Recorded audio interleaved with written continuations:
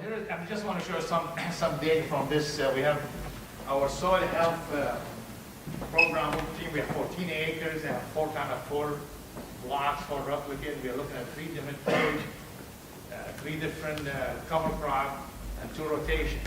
And the idea, whatever we do, really the combination is going to impact the final function of the soil, the final function of the plants, and so on. So we don't have a lot of information about kind of the effect of the combined practices. So we're trying to get, so this plot was established in 2003, so we got kind of maintaining it and keep taking data on it, not only on yield, but also on soil, all those soil measures I mentioned. So hopefully over time, we're learning more and more all the time. Again, just to make the long story short, just to show you that, tillage and rotation make a heck of a lot of difference.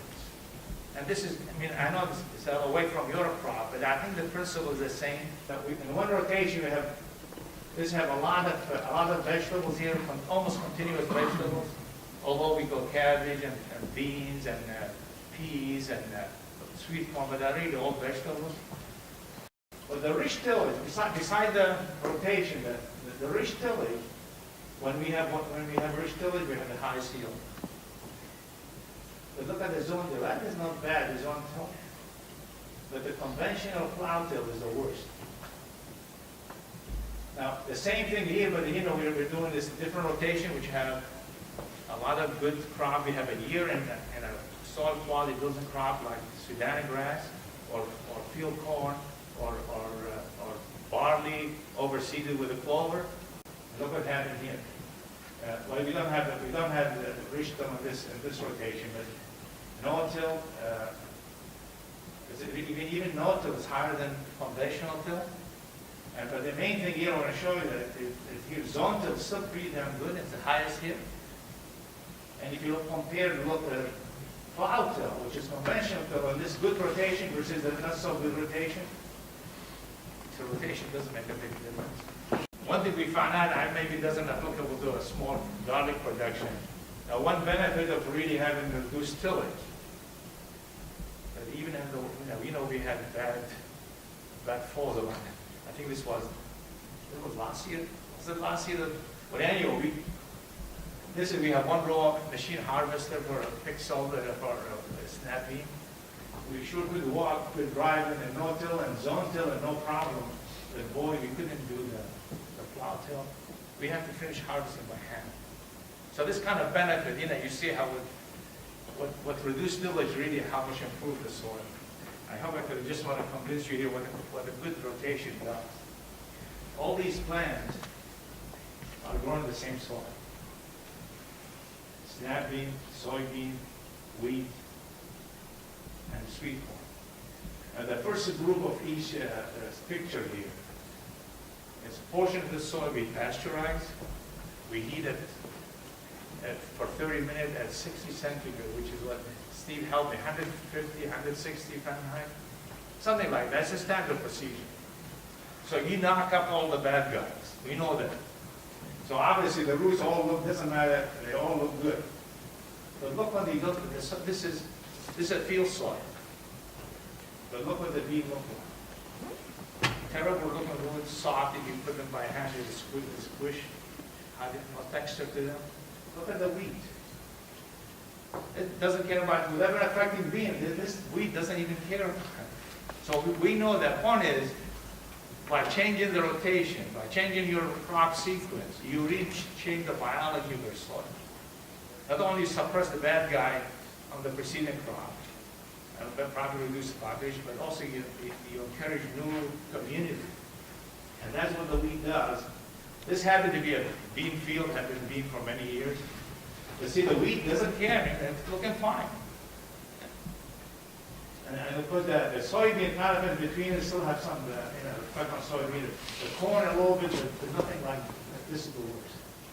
The point is, the main point is, by changing, especially between crop family, when you move this, from grain crop to legume, you really do a lot of, you have a lot of impact on the soil biology.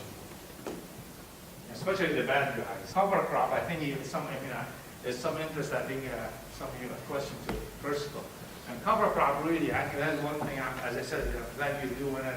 They have different effect on different parameters of the soil. And here just I'll show you a couple examples. Here is, we planted all these, the same soil. We planted all these cover crop. We grew them about 6 weeks or so. And then we incorporated them in the soil and let them sit for about 3-4 weeks and then planted beans. And then we dug up the bean, looked at the roots.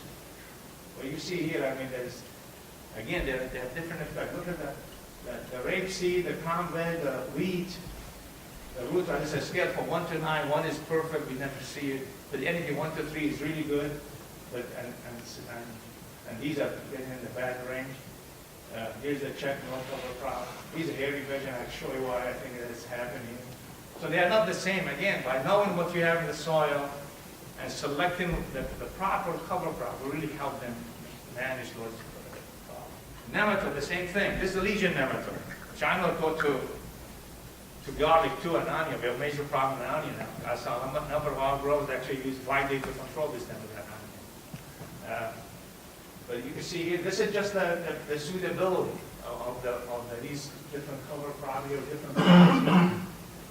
How the nematode like that cover crop and build up. And this after only 6 weeks, look like heritage, increased the population almost by what? Almost 7 times. But why ryegrass, they all host here, they all increase the population except this ryegrass is the poorest host for this nematode. Now remember, here's the mustard. Look how much mustard? They actually increase in the root.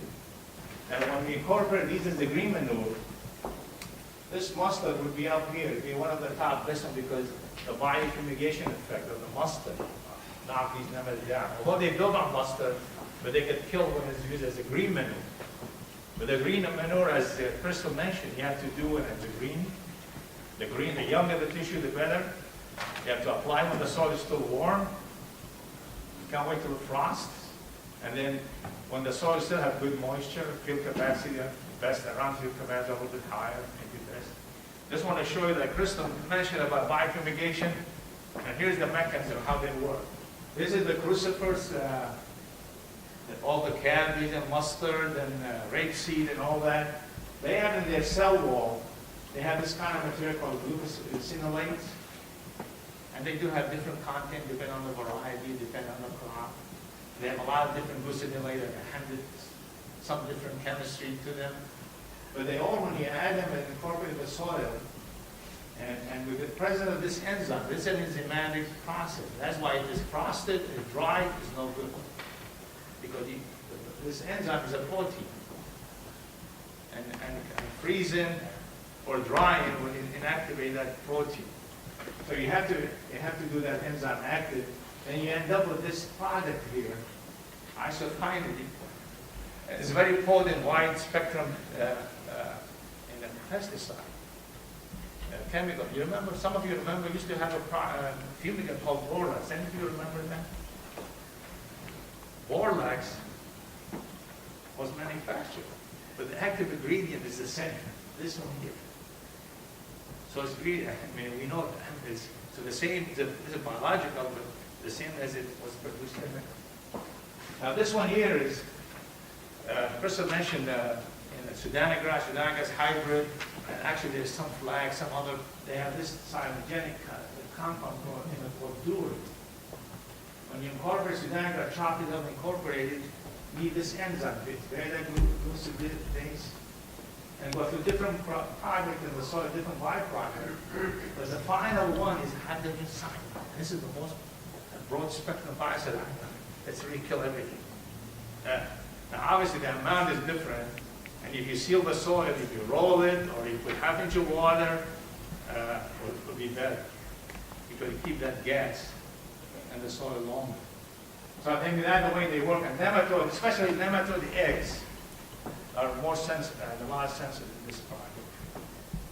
Again, just to address the Crystal, I have nothing against buckwheat, but in our plot, the root rot soil has a lot of disease, and this is the yield. This is the yield. This is we have different field. They have different history, and I won't go there unless you're interested. But here is a different cover crop. These are different cover crop. We have these big plots were machine harvested and all replicated. And you see here, buckwheat always one of the lowest yield. The best one is really with the rye veg, wheat, and rapeseed. They always come up on top. These are on weed suppression. Again, here's the rapeseed, wheat.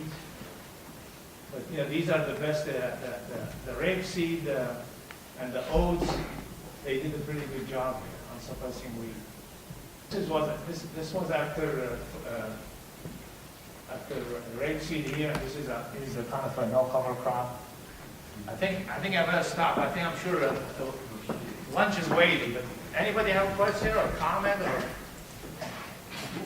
we could discuss it at lunchtime.